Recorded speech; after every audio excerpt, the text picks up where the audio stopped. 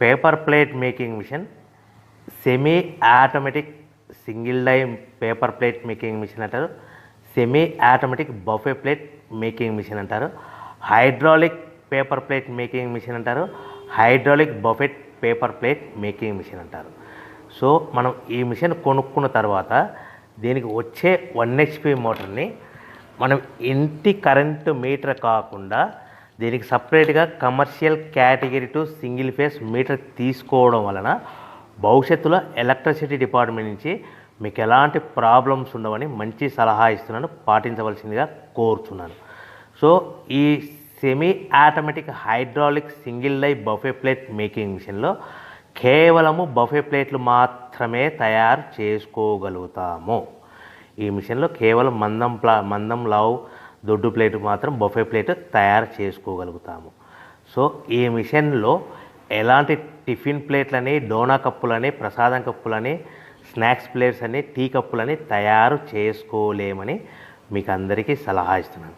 So ఈ buffet ప్లేట్లు ఏ విధంగా తయారు చేసుకోవచ్చు అంటే కనుక మనకు రా మెటీరియల్ షీట్ ఇలా ఉంటుంది. ఈ షీట్ని డై మధ్యలో పెట్టి గేర్ వెనక్కి లాగితే కనుక 1, 2, 3 సెకండ్లు లాగిన తర్వాత అదే గేర్ను ముందుకు నెట్టడం వలన డై కిందికి వస్తుంది. ఈ విధంగా తయారైన ప్లేట్ చేసుకోవచ్చు. సో ఈ బఫే ప్లేట్లు మనం ఎన్ని తయారు చేసుకోవచ్చు అంటే కనుక నిమిషానికి 5 నుంచి 10 ప్లేట్లు తయారు చేసుకోవచ్చు. అది కూడా ఆపరేటింగ్ చేసే ఆపరేటర్ మీద ఆధారపడి ఉంటుంది.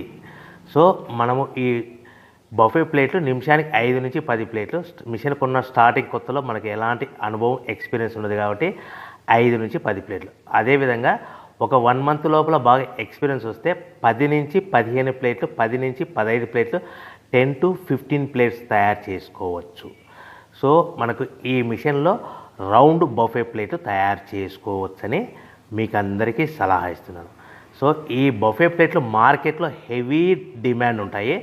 సో మనకు ఈ బఫే ప్లేట్లు ఈ విధంగా మనము నిమిషానికి ఆపరేటర్ మీద ఆధారపడి ఉంటుంది కాబట్టి నిమిషానికి 5 నుంచి 10 ప్లేట్లు, పర్ డే 8 గంటల నుంచి 10 గంటలలో యావరేజ్గా 3000 నుంచి 5000 ప్లేట్లు తయారు చేసుకోవచ్చని మీకు అందరికీ సలహా ఇస్తున్నాను.